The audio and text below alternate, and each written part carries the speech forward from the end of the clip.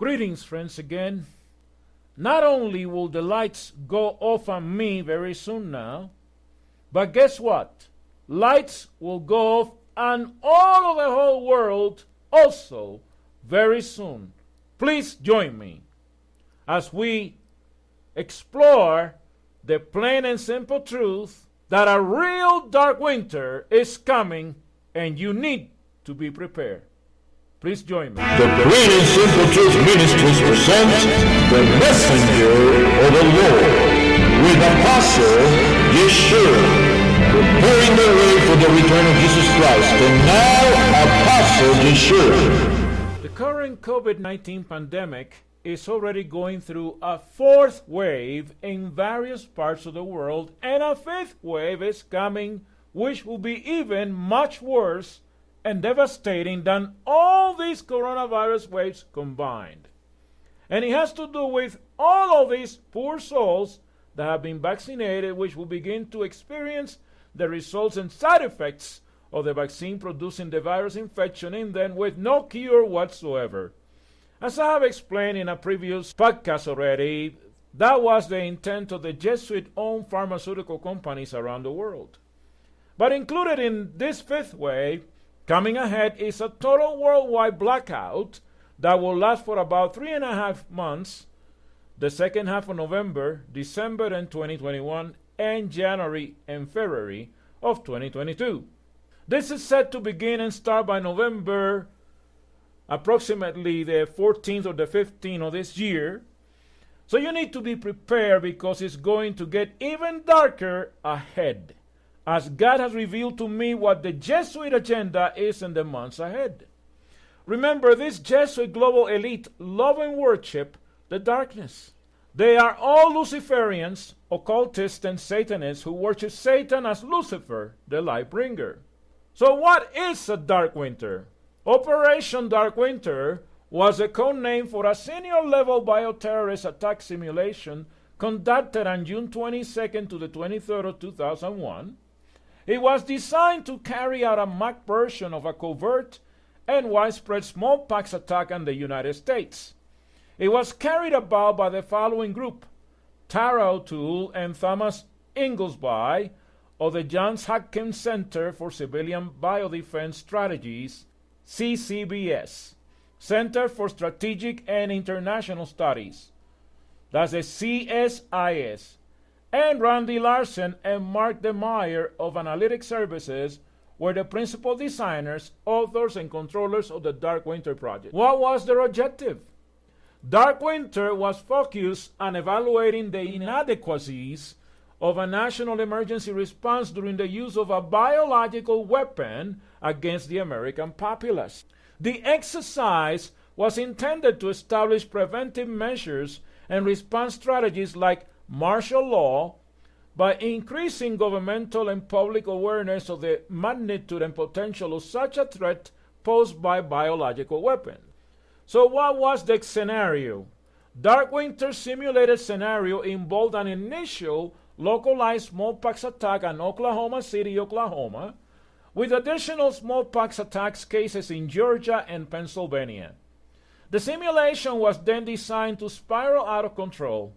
This would create a contingency in which the National Security Council struggles to determine both the origin of the attack as well as deal with containing the spreading virus. By not being able to keep pace with the disease's rate of spread, a new catastrophic contingency emerges in which massive civilian casualties would overwhelm America's emergency response capabilities. The disastrous contingencies that would result in the massive loss of civilian life were used to exploit the weaknesses of the U.S. healthcare infrastructure and its inability to handle such a threat. The contingencies were also meant to address the widespread panic that would emerge and which would result in mass social breakdown and mob violence. Exploits would also include the many difficulties that the media would face when providing American citizens with the necessary information regarding safety procedures. Discussing the outcome of Dark Winter, Brian Walsh noted the timing just a few months before the 9/11 attack was eerily prescient as if the organizers had foreseen how the threat of terrorism, including bioterrorism, will come to consume the U.S. government and public in the years to come. Not to mention, this type of exercise is also eerily similar to what they will be doing in the next 4 months. Summary of findings. According to UPMC's, that's the Center for Health Security, Dark Winter outlines several key findings with respect to the United States healthcare system's ability to respond to a localized bioterrorism event. An attack on the United States with biological weapons could threaten vital national security interests. In addition to the possibility of massive civilian casualties, Dark Winter outlined the possible breakdown in essential institutions, resulting in a loss of confidence in government, followed by civil disorder and a violation of democratic processes by authorities attempting to restore order. Shortages of vaccines and other drugs affected the response available to contain the epidemic, as well as the ability of political leaders to offer reassurance to the American people. This led to great public anxiety and flight by people desperate to get vaccinated. Sounds familiar? And it had a significant effect on the decisions taken by the political leadership. In addition, Dark Winter revealed that a catastrophic biowarfare event in the United States will lead to considerably reduced U.S. strategic flexibility abroad. Current organizational structures and capabilities are not well suited for the management of a biowarfare attack. Dark Winter revealed that major fault lines exist between different levels of government, federal, state, and local, between government and the private sector, among different institutions and agencies, and within the public and private sector. Leaders are unfamiliar with the character of bioterrorist attacks, available policy options, and their consequences. Federal and state priorities may be unclear, differ, or conflict. Authorities may be uncertain, and constitutional issues may arise. For example, state leaders wanted control of decisions regarding the imposition of disease containment measures. For example, mandatory versus voluntary isolation and vaccination. This has happened already, didn't it? The closure of state borders to all traffic and transportation, and when or whether to close airports. Federal officials, on the other hand, argued that such issues were best decided on a national basis to ensure consistency and to give the president maximum control of military and public safety assets. Ain't it coincidence that Joe Biden has signed an executive order for mandatory vaccination on all international flights recently? Leaders in states most affected by smallpox wanted immediate access to smallpox vaccine for all citizens of their states, but the federal government had to balance this request against military and other national priorities. State leaders were opposed to federalizing the National Guard, which they were relying on to support logistical and public supply needs, while a number of federal leaders argued that the National Guard should be federalized. These leaders being, of course, the JESUITS in the White House. There is no such capability in the U.S. healthcare and public health systems or in the pharmaceutical and vaccine industries. The exercise was designed to simulate a sudden and unexpected biowarfare event for which the United States healthcare system was unprepared. In the absence of sufficient preparation, Dark Winter revealed that the lack of sufficient vaccine or drugs to prevent the spread of disease severely limited management options. Due to the institutionally limited surge capacity of the American healthcare system, hospitals quickly became overwhelmed and rendered effectively inoperable by the sudden and continued influx of new cases, exacerbated by patients with common illnesses who feared they might have smallpox, and people who were otherwise healthy but concerned about their possible exposure. The challenges of making correct diagnoses and rationing scarce resources, combined with shortages of healthcare staff who were themselves worried about becoming infected or bringing infection home to their families, imposed a huge burden on the healthcare system. The simulation also noted that while demand was highest in cities and states that had been directly attacked, by the time victims became symptomatic, they were geographically dispersed, with some having traveled far from the original attack site. And they will be dispersed into concentration camps in this upcoming real-life scenario.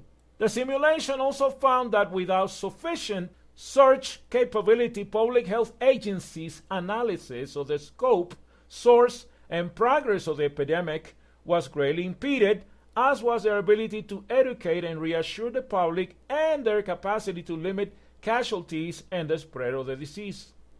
For example, even after the smallpox today is the coronavirus attack was recognized, decision makers were confronted with many uncertainties and wanted information that was not immediately available.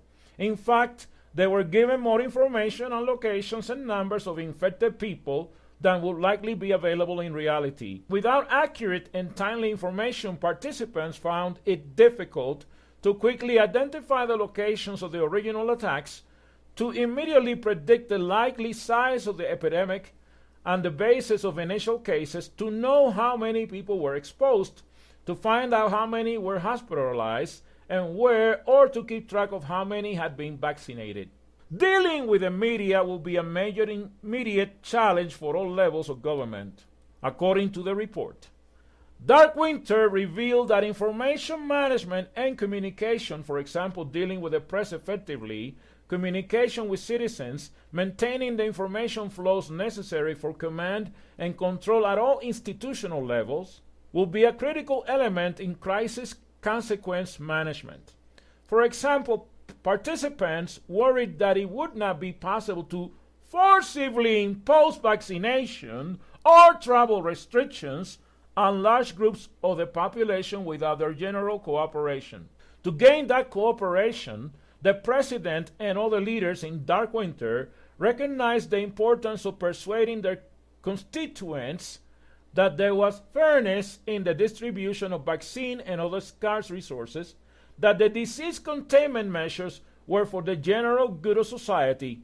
Isn't this what the Pope says all the time? That is all for the common good?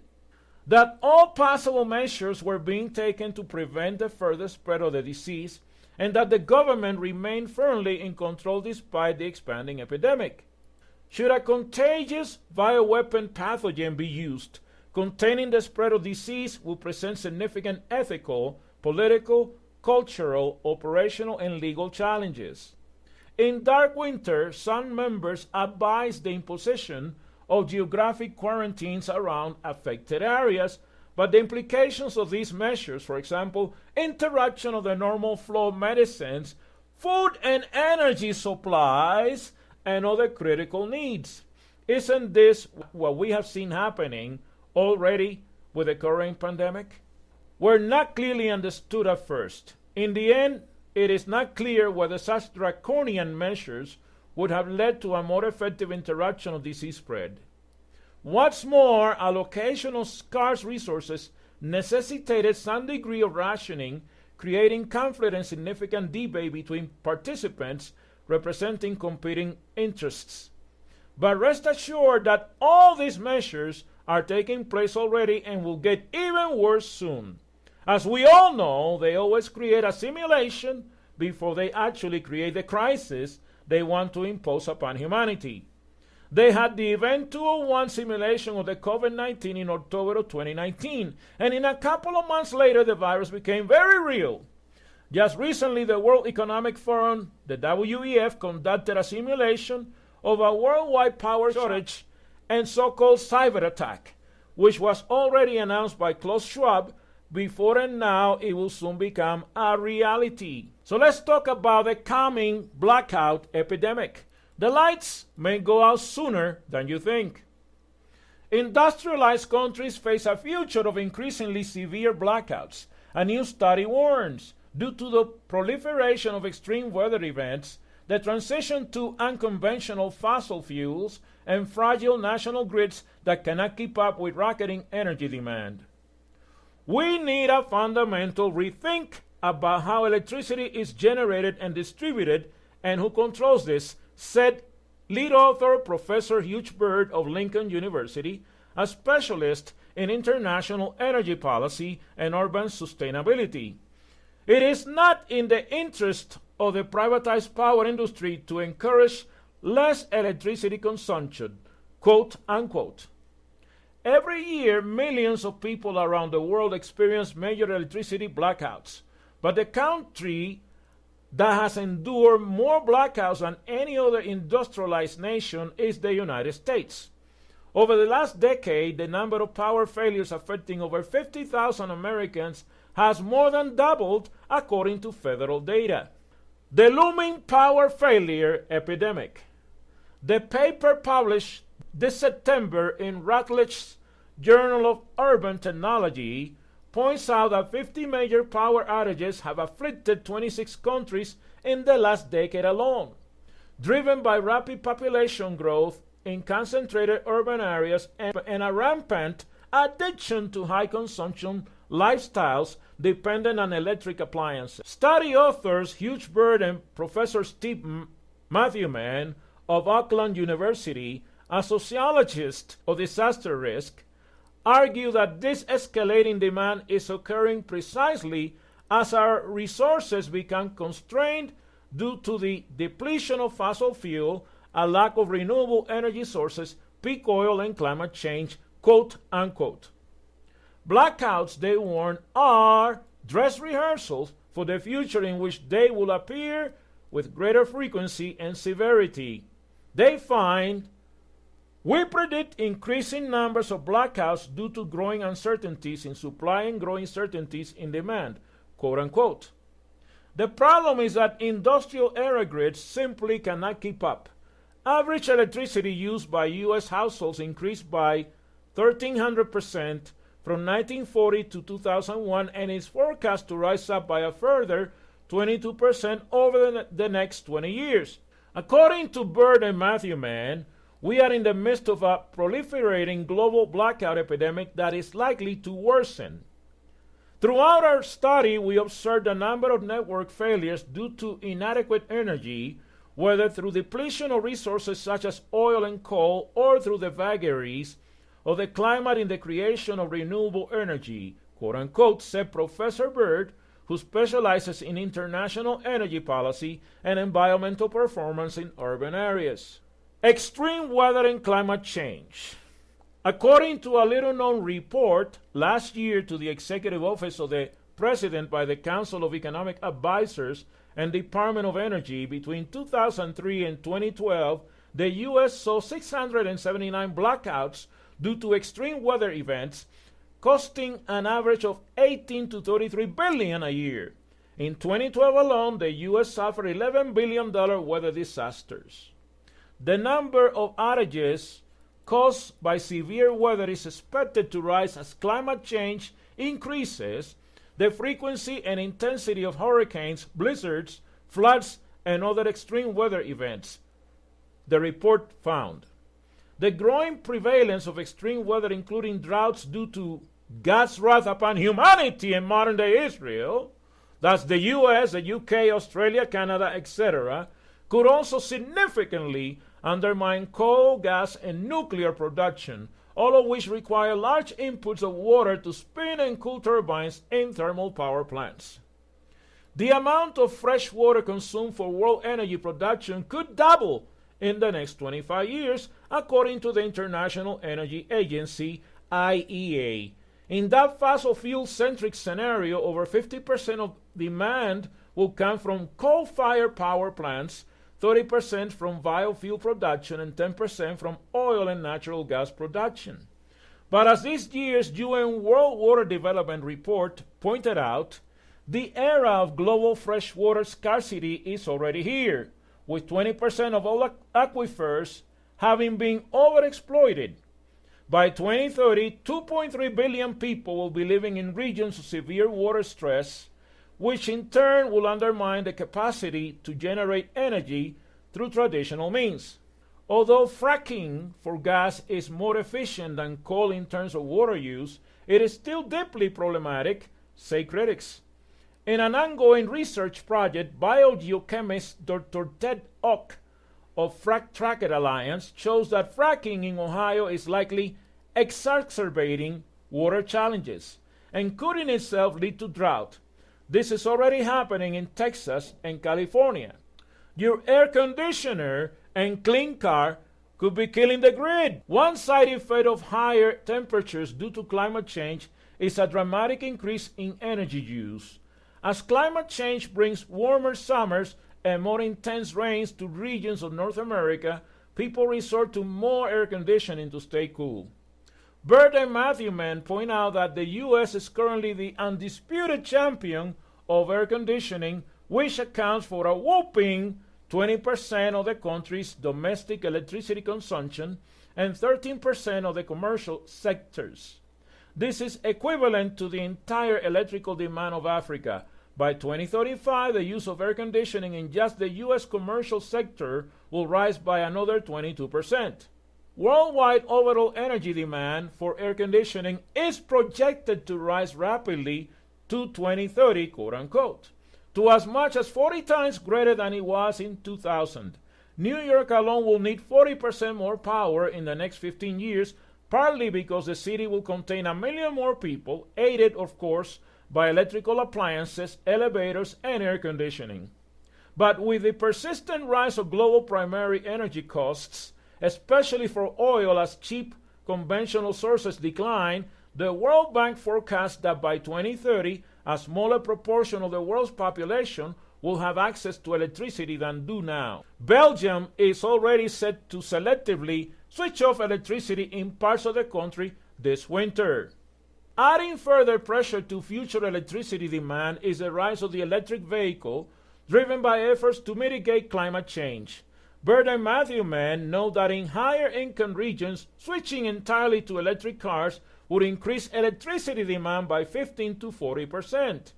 Even if we replace all our petrol gasoline cars with highly efficient electric cars, the new models will still consume about twice as much electricity as residential and commercial air conditioning combined. Of course, there are precious few countries which have come anywhere near scaling up electric cars to a degree that could destabilize national grids, which are largely under threat from expensive fossil fuels and ever more frequent extreme weather episodes. Bert and Matthew Mann also concede that the demand challenge could be addressed or at least mitigated by upgrading the grid. A smart grid combined with better energy storage mechanisms could handle the intermittency and decentralized nature of renewable energy sources in a way that can overwhelm today's industrial era grids. But in a slow-growth global economy hell-bent on austerity, the prospects for large government investments in grid resilience look slim. According to the global insurance company Allianz, in an extensive report on blackout risks in the US and Europe, privatization and liberalization have contributed to missing incentives to invest in reliable and therefore well-maintained infrastructure. Blackouts during the last 10 years in Europe and Northern America have demonstrated an increasing likelihood of supra-regional blackouts with accompanying large economic losses, Allianz observed. Large-scale supra-regional blackouts are increasingly a realistic scenario. Let's talk about the power overhaul. Bert and Matthew Mann are thus hardly lone voices. Their research adds to a growing chorus of experts who foresee a dark future without overhauling power grids, securing stable, cleaner energy supplies, and reducing consumption. By failing to upgrade power infrastructures, the shift to renewables can create new problems. Belgium is already set to selectively switch off electricity in parts of the country this winter, with its energy capacity at a low of 2%. The UK, at a 7-year low of just 4% capacity, is also cutting it fine. Similar concerns of blackouts or enforced power outages, or brownouts, have been raised for Germany, France, and elsewhere in the EU. A new report by the French multinational technology firm Capgemini warns of a heightened risk of blackouts across Europe this winter due to the shutdown of gas-fired plants competition from cheap U.S. coal, and the big shift to wind and solar. Ironically, electricity surpluses from renewables have led to a fall in power prices and crippled fossil fuel utilities, which in turn has reduced the electricity system's margin to meet peak demand in specific conditions such as cold, dark, and windless days, according to the report. The increasing haphazard shift to renewable energy sources has therefore exacerbated the blackout risk, not because renewables are bad at generating power, but because of the difficulty integrating such volatile, decentralized energy sources into all power grids designed half a century ago around the old fossil fuel model. So we're going to go from blackout to breakdown. The practical consequences of all this set out by Bird and Matthewman sound like a checklist for the dystopian endgame. Blackouts affect pumps, refrigeration, traffic lights, trains, the internet, and cell phone towers, all of which will therefore have serious consequences for water, waste, food, transportation, and communication systems. Blackouts can lead to massive economic losses, food supply shortages, and increased crime.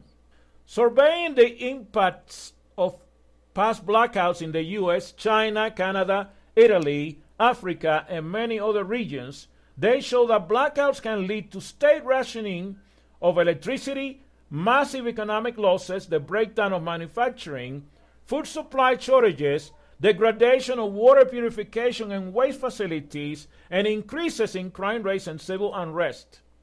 Yet, they are not fatalistic about the inevitability of such an increasingly dark future. There is a possibility of mitigating but not eliminating the risk with improved technology, said Hugh Bird. Major investments in self-healing smart grid steering can assist in reducing demand by providing feedback to users, quote unquote. But some technologies can also create new risks like cyber espionage of the control systems of generators and distributors. The increased use of electric vehicles also needs managing carefully to avoid peak demands in evenings. Recharging one EV is similar to the demand of about 4 to 5 houses, he said. Ultimately, though the power sector as a whole will need a radical overhaul if we are to minimize the dangers, that means a combination of smart grids, decentralized renewables, and much more modest consumption. Bird told me, and I quote, "There's a general trend emerging of the remunicipalization of electricity supply, distributed generally from renewable resources as opposed to centralized in a post-industrial society is an important issue." Not everyone agrees. Professor Ugo Bardi, the author of our own report, this hammer on the global issue of cheap fossil fuel and mineral resources, dismissed the idea that the factors identified by Bird and Matthewman necessarily lead to increased blackouts. Interestingly, in Italy, we had a major blackout in 2003 with the whole country without electricity for about 12 hours. At that time, a lot of people in Italy were expecting blackouts to become a big problem. The blackout took place in a moment of rapid growth of electricity production, but later on, market factors forced a reduction in consumption. The pressure on the grid system was strongly reduced and no more blackouts were seen. According to Bardi, this is the scenario playing out in the UK, where electricity consumption peaked at around the same time as Italy, although in the UK peaking was not accompanied by blackouts. Growth of global electricity production, Bardi told me, is undergoing a marked slowdown in many industrialized countries of the West, due to increasingly high prices of energy that are squeezing the demand. Now the question is, would that lead to blackouts? In short, I think not. Not in the short run. At least right now, the industrial sector of several Western countries is rapidly contracting, and the result is reduced consumption. So right now, as long as things evolve slowly, I would say that I don't see a blackout danger anywhere in Europe. We should see a gradual reduction of consumption as people become poorer and poorer and less able to afford to pay the electricity bill, quote unquote. But of course, this comes from a Jesuit. Okay, so do you actually believe this? So whether we face a future of increasing blackouts or declining consumption, the climbing cost of keeping the lights on means more of us might be switching off. But let me tell you, as an energy efficiency expert that I am certified by Florida Power and Light, I can tell you that, leaving your lights on in the house is not going to, to affect you in anything. What really affects your consumption are the big appliances in your home, okay? But clearly that doesn't need to be the final verdict. Increasing investments in installing smart grids now could prepare us for increased electricity demand in the future. This means that serious questions will have to be asked at both the individual and collective level concerning what we want and what we need, conclude Bird and Matthew Mann in their study. Balancing what is good for us with what is good for others, and ultimately what is good for the environment, quote unquote. Perhaps then the biggest threat to the grid is us and our insatiable appetite for more. I included also on this podcast something interesting that the so-called experts are warning us and have been warning us of a future blackout. So this is an interesting article that I found on CBS News, from CBS News. And of course, these are the Illuminati, which reads, Fauci says U.S. may face dark winter, but it can be avoided if Americans are vaccinated to a very high degree. According to the Takeout, the nation's top infectious disease expert, Dr. Anthony Fauci, says the U.S. could be facing another dark winter, though this can be avoided if Americans get vaccinated to a very high degree in the coming months. On the Takeout podcast this week, Chief Washington Correspondent Major Garrett recalled that in late 2020, President Biden had warned that the U.S. was headed for a very dark winter because of the rising COVID cases.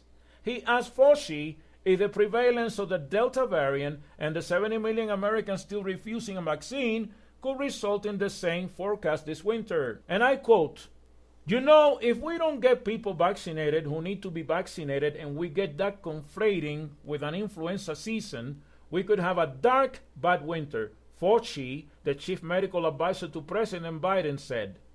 However, we could also avoid a dark, bad winter if we get people vaccinated to a very high degree over the next several weeks to a month or two, Fauci also said, adding that there's no room for politicization of vaccines in a public health crisis. Recently, the Biden administration imposed new limits on orders of monoclonal antibody treatments, after demand spiked in states that are still heavily unvaccinated and that are seeing high daily rates of COVID-19 hospitalizations. Since then, a debate has ensued about the ethical implications of the use of monoclonal antibodies to treat the unvaccinated versus those who have been vaccinated but get a breakthrough case of the virus. Major Garrett interviews Dr. Anthony Fauci on the Takeout on September 2021. Fauci said monoclonal antibody treatments should be made available to people who get infected with COVID-19, whether or not they're unvaccinated or vaccinated. Treating patients equally, regardless of vaccination status, is paramount, Fauci told Garrett. You should make monoclonal antibodies available to people who get infected, whether or not they're unvaccinated or vaccinated. You don't discriminate against somebody because of their choice of getting vaccinated or not, Fauci said. You treat each person who gets infected as an individual who deserves the best possible care. As the government moves toward expanding the authorization of booster shots for Pfizer vaccine recipients, Fauci said he doesn't recommend getting the boosters unless people are in eligible categories. But despite the fact that over 2 million have gone ahead and gotten a third shot, Fauci showed little concern. And what can you expect from a Jesuit Freemason like Fauci? Since we have enough vaccines to not only vaccinate everybody, but boost everybody, I don't think it hurts the larger system, Fauci said. Fauci, who has worked with 7 U.S. presidents, also talked about the differences between the current one and his predecessor. He said he became a boogeyman for Trump supporters, while the Biden administration has an entirely different approach to COVID-19. One of the things that was a bit disturbing in the prior situation was anecdotal things were given almost as much weight as scientifically proven things. That, I think, was something that I had to speak up against. Fauci said, I became sort of the boogeyman for people, who were very much pro-Trump and very much against me. And it was silly because it isn't me against the president. I was not against the president at all. Fauci also addressed largely Republican accusations of flip-flopping and mass guidance and other coronavirus protections. I know there are detractors who push that aside and say, no, you just flip-flop. Well, flip-flop is doing your mind when nothing else has changed. But when the science changes and you change with the science, that's not flip-flopping, Fauci said. All of a sudden, it was me who flip-flopped when it wasn't. The entire system changed based on the science. So let's talk about the highlights of this interview. Number 1, Fauci and another dark winter in 2021 to 2022. Are we going to have a dark winter? This is his answer. If we don't get the people vaccinated who need to be vaccinated and we get that conflating with an influenza season, we could have a dark, bad winter, but we could also avoid a dark, bad winter if we get people vaccinated to a very high degree over the next several weeks to a month or two. So he emphasized this already. Working for Trump versus Biden. One of the things that was a bit disturbing in the prior situation, he said, was anecdotal things were given almost as much weight as scientifically proven things. That, I think, was something that I had to speak up against, and unfortunately that triggered a degree of animosity towards me. But, we don't need to really hash that animosity not only within the environment of the White House, but among the numerous followers of the president. So I became sort of the boogeyman for people, who were very much pro-Trump and very much against me. And it was silly because it isn't me against the president. I was not against the president at all, not at all. So again, he repeats that. Biden's declaration of independence from the virus on July 4th, premature? Well, I don't think so, he answered. And then all of a sudden comes this Delta variant and bingo! All your plans are turned upside down. That happened. Ethics of rationing monoclonal antibodies. This is what he said. You should make monoclonal antibodies available to people who get infected, whether or not they're unvaccinated or vaccinated. You don't discriminate against somebody because of their choice of getting vaccinated or not. You treat each person who gets infected as an individual who deserves the best possible care. So now you heard this from the horse's mouth, as they say the leading Freemason and Jesuit medical leader for the deep state. A dark winter is coming from the remainder of 2021 into 2022. And I also have another article which reads, Austria prepares its citizens for a possible large-scale blackout, by Rosalia Sanchez, correspondent in Berlin of El País. And this is updated on October 25th of this year, 2021. Stock up on fuel, candles, batteries, preserves, and drinking water. Agree in advance with family and friends and a meeting point and lay the foundations for a neighborhood cooperation network. These are some of the advice of the Austrian Ministry of Defense to the population before a possible large-scale electricity blackout that you think might occur. To avoid chaos in such a situation, instruct citizens and they need to remain calm and expect that the most basic services will not work at least for a while. The question is not if there will be a big blackout, but when.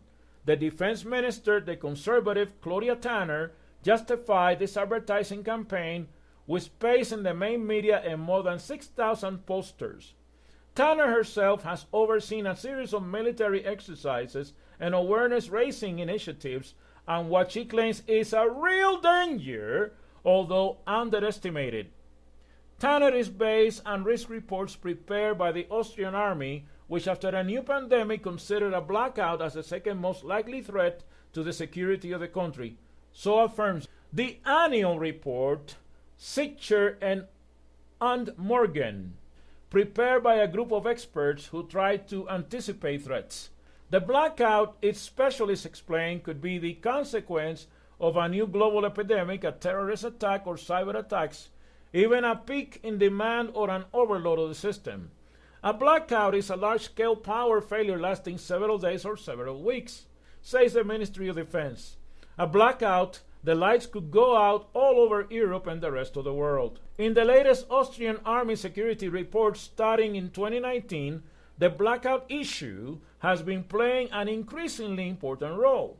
Among the technological risks, the blackout, a supra-regional and long-lasting blackout, occupies a prominent place, quote-unquote, states the text of a more than 370 pages. In the opinion of the experts, the probability of this happening in the next 5 years is now very high, quote-unquote.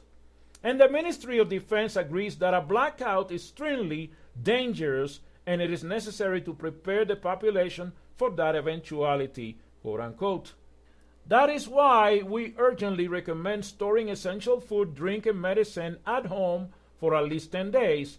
A well-stocked pantry is definitely not harmful in daily life, and in an emergency it can be vital, quote-unquote, states in a statement the ministry.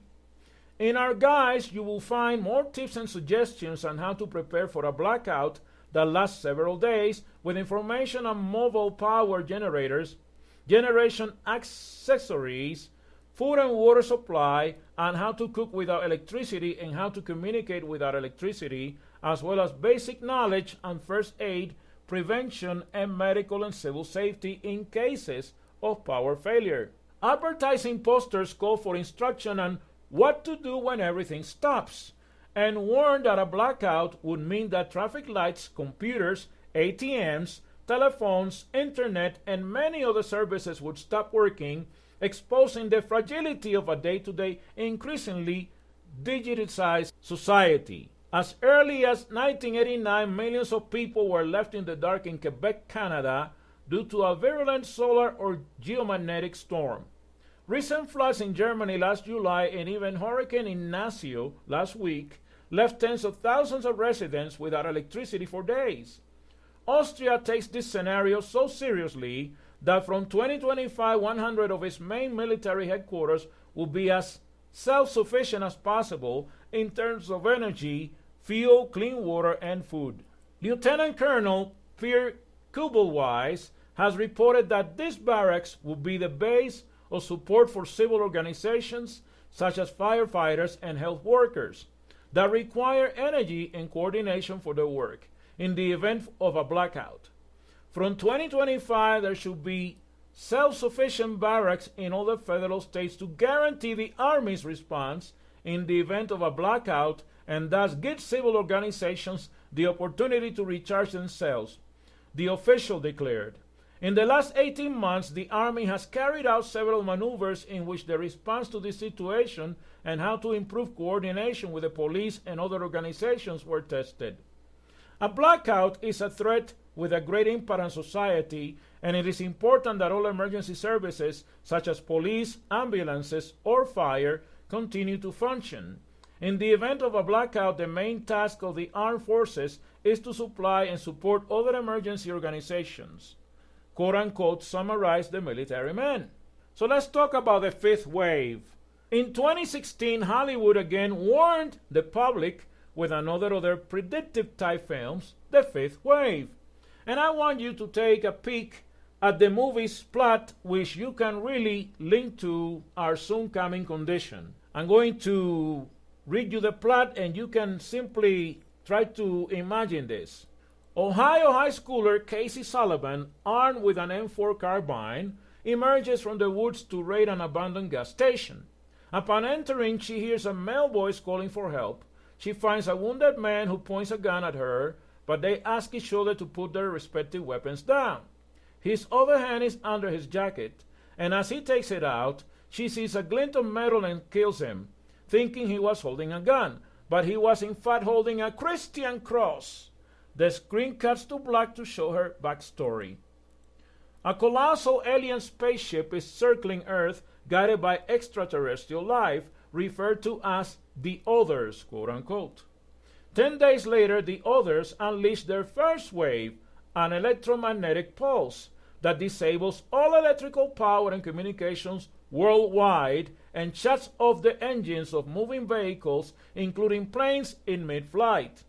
The second wave has the others manipulate the planet's geology and fault lines, causing earthquakes and mega tsunamis that destroy coastal cities and islands, including Hallandale Beach, London, Bangkok, and New York City. In Ohio, Lake Erie floods, but Casey and her younger brother Sam are able to escape by climbing a tree. For the third wave, the others modify a strain of avian influenza and spread it across the planet via birds. Sounds familiar? The population is decimated, with Cassie's mother one of the victims. In the fourth wave, the others, or demonic entities posing as aliens, possess common humans and start killing other humans. Casey, Sam, and their father find a summer camping used as a refuge in the woods with roughly 300 survivors. A few days later, an army unit with working vehicles rolls into the camp. The unit's commander, Colonel Bosch, claims there is an imminent threat of a fifth wave and they will take the children to safety at Wright-Patterson Air Force Base, intending to bring the buses back to retrieve the adults. Casey is separated from Sam and witnesses the army massacring all the adults, her father included. Casey makes her way toward the base, but is shot in the leg by a sniper and passes out. About a week later, she wakes up in the farmhouse of a young man named Evan Walker, who saved her. Casey leads towards the base with Evan, but learns that he is an other, sent years ago as a sleeper agent and merged his consciousness into a human host. The sleepers roam their designated zones, killing human survivors. Evan admits his humanity was reactivated when he saw her, disagrees with the invasion, and lets her leave. He warns that Colonel Bosch and the military are possessed by the consciousness of individual others, again, demonic possession. At the base, the military have used deception and technology to convince the rescued children that the humans outside the base have been possessed. They provide military training to the children, forming them into squads to go and kill missions outside the base. Sam has been placed into a squad led by Ben, a boy Cassie had a crush on, along with Ringer, a tough teenage girl, Dumbo, and Teacup. While out on a kill mission, Ringer removes her military implant, causing her to register as an other possessed human, and the squad scopes. The squad deduces the plan to have them kill real unpossessed humans, making them the fifth wave. Ben sends his squad into the woods and returns to base, claiming his squad was killed, for the purpose of retrieving Sam, who was left behind. Ben confronts Colonel Bosch about child warriors being the fifth wave, and Casey kills Sergeant Resnick during her one-on-one indoctrination spiel. Ben and Casey find each other and leave to find Sam. Evan sets off numerous bombs and advises them to quickly find Sam before the destruction of the entire facility. Colonel Bosch and the surviving military others evacuate the human children by military aircraft. Casey, Ben, and Sam escape with help from Ringer just as Evan completes the destruction of the base. Ben's squad is reunited, and Casey ponders the strength of hope as humanity's driving force for survival. Now, what will really happen? This is what God has revealed to me that would happen in the next few months. Number one, more severe new waves of the virus due to the vaccination process. 2, a total worldwide blackout lasting about 3.5 months. 3, military takeover of the whole world under Jesuit control and martial law. 4, military forces and police will barge into homes and will violently arrest and drag people who are true and real Christians out of their homes to take them into electric-powered FEMA concentration camps, just like they did in Nazi Germany with the Jews. They will wear the typical orange uniform most prisoners wear, with a symbol of a cross on the left side of their chest. They will be tortured and will be killed and or forced to obey Pope Francis. and to worship the golden image of Pope John Paul II that he will order to be erected inside the new temple being built now in Jerusalem. And when ye shall see Jerusalem compassed with armies, then know that the desolation thereof is nigh. Luke 21, verse 20, King James Version. Number 5, the mother of all persecution of real and true Christians will begin. Number 6, there will be a powerful display of the powers of the heavens, that is the fallen angels, posing as aliens and UFOs worldwide, and the Jesuit armies under their total control. Recall that the Jesuits are really a military regime, regimini militantis. Number 7, millions of people will die due to World War III coming up. Now, what can you do? Prepare by first and foremost repenting of all your sins and disobedience to God's commandments, statutes, and precepts. For those who are believers that did not get to go to a place of safety, see Revelation 12, verses 14 through 16, then this will happen. And I quote, "And the dragon was wroth with the woman," that is the church of God, "and went to make war with the remnant," that is those left behind of her seed, "which keep the commandments of God and have the testimony of Jesus Christ. And to them Jesus warned and said, Then let them which are in Judea or any other city of the world for that matter, flee to the mountains, get away from the cities, and let them which are in the midst of it, their city, depart out, and let not them that are in the countries," that is the countryside, "enter." Look in James Version. Why? Well, verse 22 gives us the answer. "For these be the days of vengeance of the devil, that all things which are written may be fulfilled."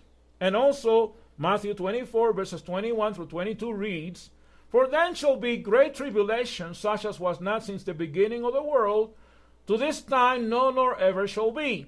And except those days should be shortened, there should no flesh be saved, but for the elect's sake those days shall be shortened." Now let me explain something here about the days of the tribulation, because a lot of Bible scholars, even many evangelists and prophets in the Church of God have always read, in the Bible, in Revelation, when it talks about times, and half a time, that it always meant 3.5 years. But I got news for all of you, okay? The tribulation is not going to last 3.5 years, okay? Neither the reign of the Pope. It's only going to be 3.5 months. This is a new revelation from God Almighty to me, okay, as his prophet and servant. So that's, my friend, this is why these days have been just shortened, okay? And also Daniel 12, verses 1 through 3 mentions the following. "And at that time shall Michael stand up to intervene, the great prince or archangel of God, which standeth for the children of thy people. And there shall be a time of trouble, such as never was since there was a nation, even to that same time. And at that time thy people shall be delivered, those true faithful believers now, every one that shall be found written in the book of life," according to the King James Version. So I really advise you to get a copy of my book, 2021, The Great Reset and the Time of Great Trouble. I have announced it so many times on this podcast, and you know where to get it. BarnesandNoble.com or Lulu.com. Now, verses 2 to 3. "And many of them that sleep in the dust of the earth, like I will be by then, shall awake, some to everlasting life, and some to shame and everlasting contempt.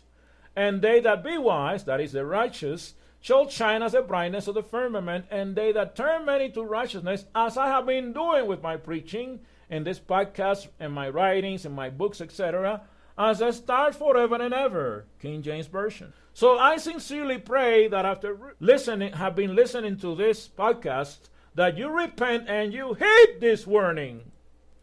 But there is good news. Immediately after the tribulation of those days shall the sun be darkened, and the moon shall not give her light, and the stars, that is the fallen angels, shall fall from heaven, and the powers of the heavens, the same fallen angels, shall be shaken, for they will be removed from all power soon. And then shall appear the sign of the Son of Man in heaven, and then shall all the tribes or nations of the earth mourn, and they shall see the Son of Man coming in the clouds of heaven with power and great glory. And he shall send his angels with a great sound of a trumpet, And they shall gather together his elect from the four winds, from one end of heaven to the other. Now learn the parable of the fig tree. When his branch is yet tender, and putteth forth leaves, ye know that summer is nigh. So likewise ye, when ye shall see all these things mentioned in this podcast, know that it is near, Christ's second coming, even at the doors. Matthew 24, verses 29 through 33. So until next time, this is Apostle Yeshurun saying, goodbye, friends. You have heard the messenger of the Lord with Apostle Yeshurun. For more information on this program or the Plain and Simple Truth Ministries, you may email us at Yeshurun, Apostle of the Lord, at AOL.com. This has been a Plain and Simple Truth Ministries presentation.